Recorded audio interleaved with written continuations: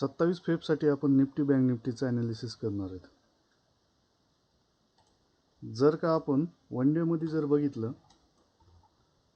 निफ्टीमध्ये पहिले निफ्टीचं ॲनालिसिस करणार. जर वन डेमध्ये जर बघितलं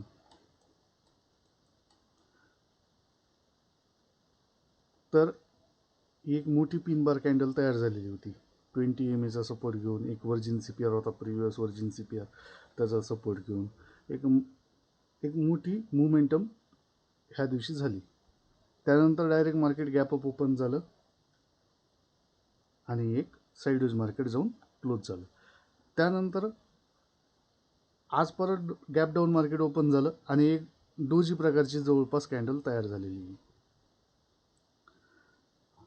जर का तुम्ही बघितलं तर मार्केट ऑल टाईम हायच्या वर आहे. निफ्टी ऑल टाईम हायच्या वर आहे.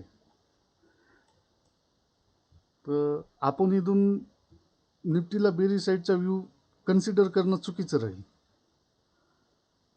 इथून आपल्याला सपोर्टसाठीच निफ्टीला, बाईंगसाठीच निफ्टीला बघायचा चान्स आहे. जर का निफ्टी खाली जात बी असेल तर आपण तो ट्रेड इग्नोर केलेला बरा राहील. सगळ्यांना वाटतं की निफ्टी आणखीन किती वर जाईल.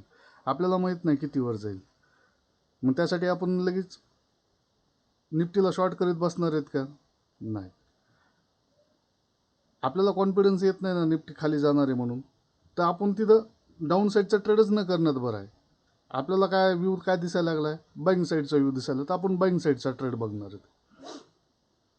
तर आपल्याला निफ्टीसाठी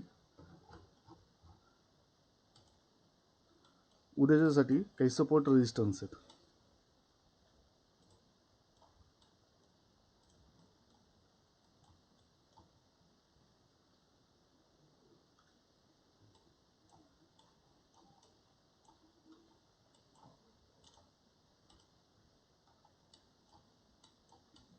हे उद्याचे आपल्याला निफ्टीसाठी सपोर्ट रेजिस्टन्स राहणार आहेत.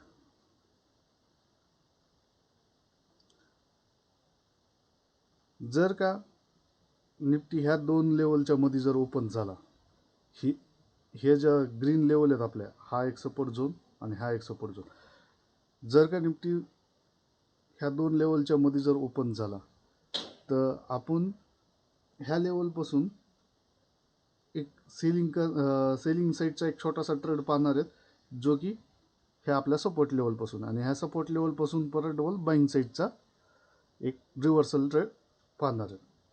जर का उद्याच्याला निफ्टी ह्या लेवलच्या वर जर ओपन झाला, निफ्टी उद्याच्याला हा आपला जो झोन आहे ह्या झोनच्या वर जर ओपन झाला, तर हा झोन आपल्यासाठी उद्याच्याला काय राहणार आहे? बाईंग साईडचा झोन राहणार आहे. इथून हा ट्रेड आपला ह्या सेलिंग झोनपर्यंतचा असणार आहे. निफ्टी उद्याच्याला ओपन कुठं होतो हा महत्त्वाचा आहे. जर का निफ्टी इथं ओपन झाला तर आपण एक शॉर्ट ट्रेड घेणार आहेत, जो की सेलिंग साईडचा असणार आहे इथपर्यंत. तिथून परत आपण बाईंगचा ट्रेड घेणार आहेत, जो की आपल्या ह्या लेवलपर्यंत असणार आहे. जर का निफ्टी ह्या झोनमध्ये ओपन झाला तर आपण ट्रेड काय करणार आहेत? बाईंग साईडचा ट्रेड घेणार आहेत ह्या झोनपासून ह्या झोनपर्यंत. आपले महत्त्वाचे सपोर्ट झोन कोणते आहेत? एक मिनिट मार्क.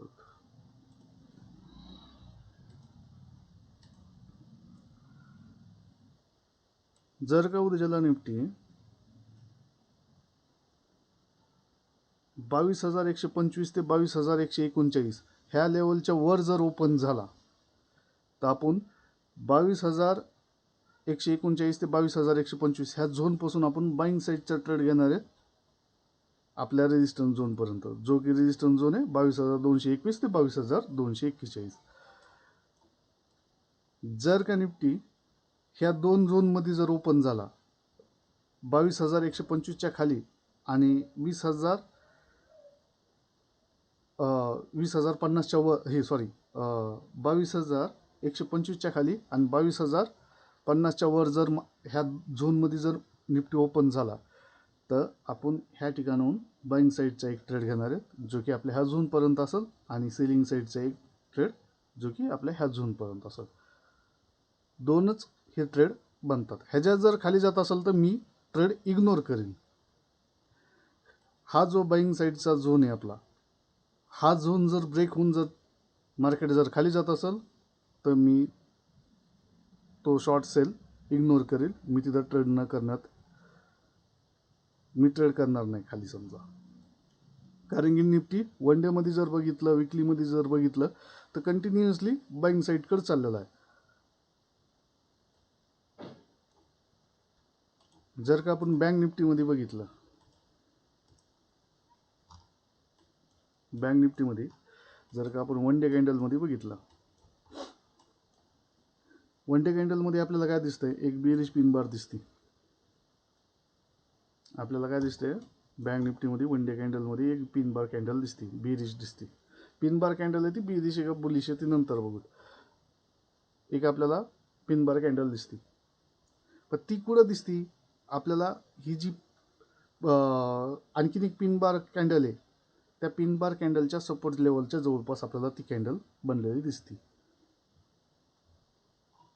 आपल्याला बँक निफ्टी बी काय सांगायला लागला, आणखीन सेलिंग कुठे येईल बँक निफ्टीमध्ये, हा झोन जर ब्रेक झाला तर ह्या झोनच्या खाली जर सेलिंग येण्याचे चान्सेस आहेत. पण मी सेलिंग साईडला मला तर इंटरेस्ट नाही आहे, कारण की सरळ दिसायला निफ्टीवरच्या साईडला चालला, बँक निफ्टीवरच्या साईडला चाललेला आहे.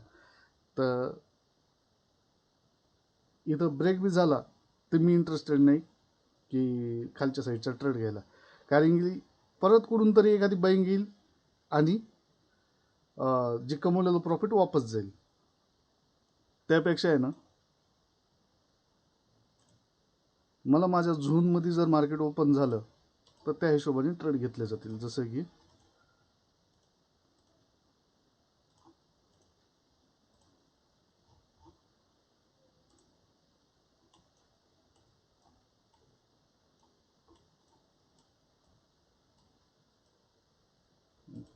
मार्क करायचं राहिलं,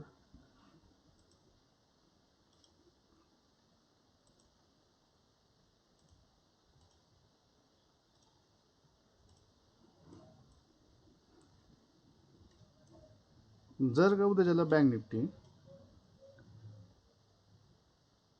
46,700 आणि 46,650च्या मध्ये जर ह्या झोनच्या खाली आणि 46,431च्या वर जर ह्या ह्या ह्या झोनमध्ये जर बँक निफ्टी ओपन झाला तर फर्स्ट टाइम हा आपल्याला रेजिस्टन्स राहील.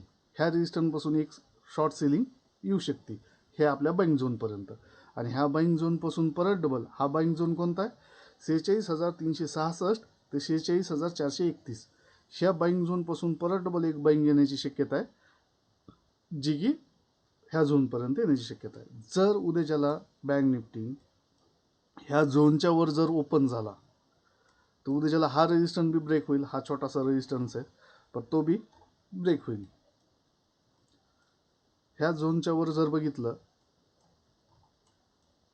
46,700च्या जर वर बँक निफ्टी ओपन झाला तर आपल्याला 46,800च्या लेवलपासून एक फर्स्ट टाइम सेलिंग येईल आणि परत डबल इथून बाईंग येईल 46,700 पासून, जी की हा बी झोन ब्रेक करून अपसाईडनी मार्केट जाऊ शकतं.